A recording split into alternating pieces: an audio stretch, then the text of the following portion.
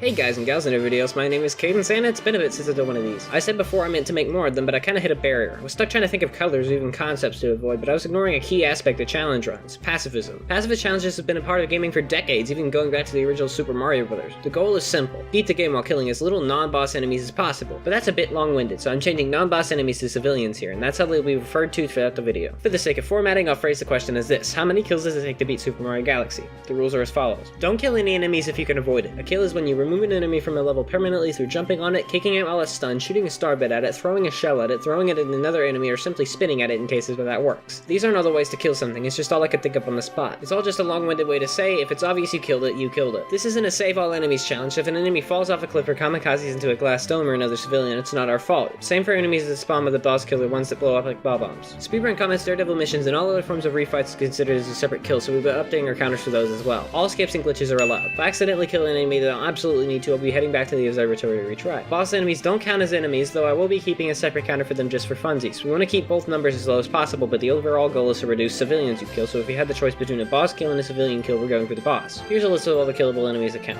Aster Goomba, Bonsai Bill, Big Pokey, Blooper, Blue Bouncers, Bomb Boo, Boo, Bullet Bill, Cannonball, Chain Chomp, Chibi One One, Cluck Boom, Dry Bones, Fish Bones, Goomba, Ground Urchin, Jacka Goomba, Jammy Fish, Jamrock, Jellyfish, Koopa, Potaboo, Lil Burr, Lil Cinder, Magic Koopa, Mandibug, Micro Goomba, Octoomba, Octopus, Piranha Plant, Pokey, Prickly Piranha Plant, Spangler, Spiky Plant, Spiked Topman, Spiny, Spoing, Spring Topman, Swooper, Topman, Top Mini, Torpedo Ted, Urchin, Wiglet. On screen are all the enemies that will count as boss enemies. Oh, by the way, this order will be structured heavily out of the orders that the stars come in. This is just roughly the order I played it in. Anyway, without further ado, let's begin. Super Mario Galaxy, Pacifist Challenge.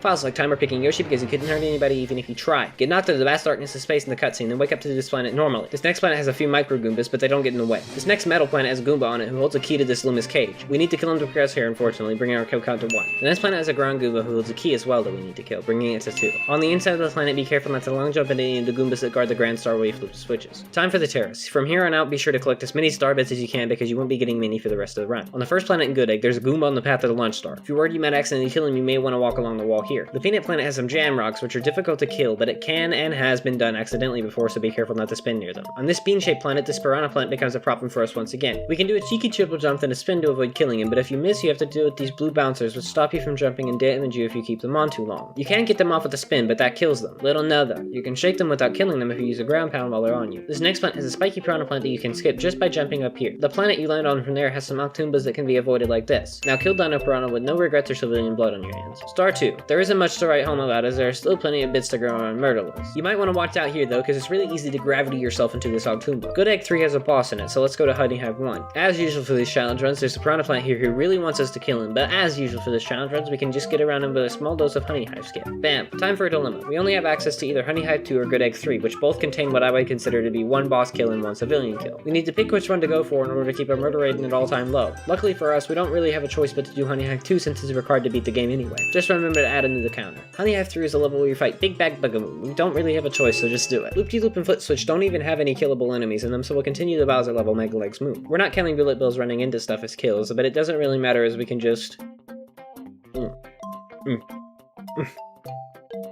There we go. Now grab the Grand Star and head out of the fountain. Full star path. There isn't much to worry about other than these spoing spheres that like to get in the way. The next level is Camello's airship attack, which I couldn't beat. There is probably a way to do it, but it requires an intensely precise long jump into the octopus's fireball so that you can use the momentum from the burn to land back here. It saves 4 kills as you need to throw living Koopas at the octopuses here, making each kill actually worth 2. I spent just over 5 hours trying to even see if this trick is possible, and I didn't get it a single time. If I ever manage to get this trick while recording, I'll probably upload it on the spot. Anyway, it's not required because we have access to Sweet Sea Galaxy at this point. Rolling Green Galaxy. It's pretty much the same as usual, though it is a bit stressful since just swinging into an enemy kills it. Here's the footage of my successful attempt.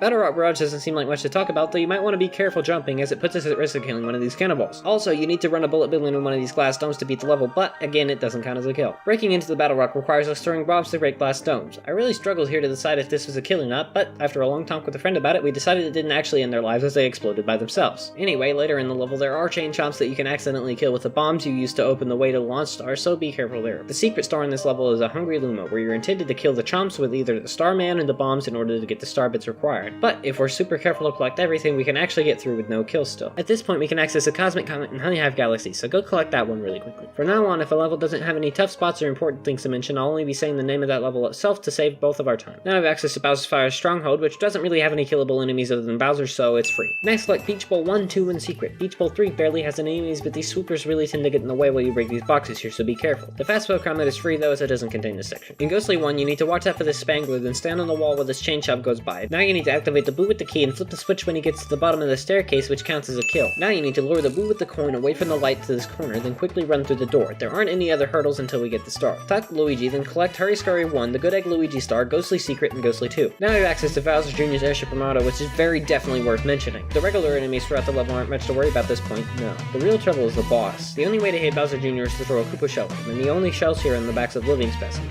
This means that every time we hit Bowser Jr. we up our civilian kills, but also every time we miss him, we have to restart the entire level because that counts as a kill as well. Here's the cut down footage of my successful run.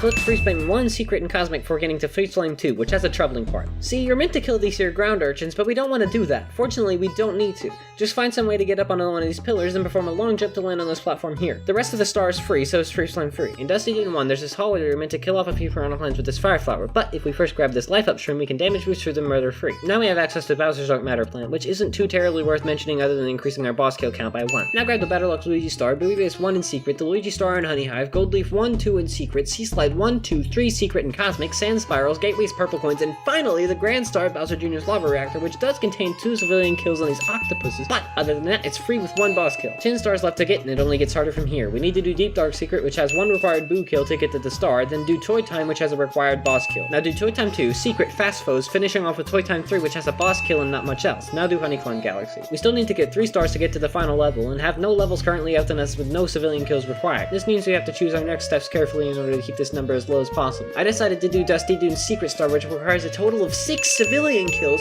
but unlocks challenge galaxies, which each require a total of 0 kills, which was the best option. The final level is free, so I'll use this time to ask you to subscribe to the channel. I plan to release a Splice speedrun of this challenge soon, and my YouTube analytics show that 85% of viewers aren't subscribed, so if you enjoyed the video, maybe you should do it. I want to make more of these if I can, so comment suggestions of similar challenges I could do with this game. And hey, maybe I can do some other games as well. Anyway, to answer a question at the beginning, it takes 17 kills to beat Super Mario Galaxy. I hope you enjoyed watching this video. If you did, there will be links in the description and one like it. And I've been keeping you for too long, so I've been KAzreal2401, signing out. Bye-bye!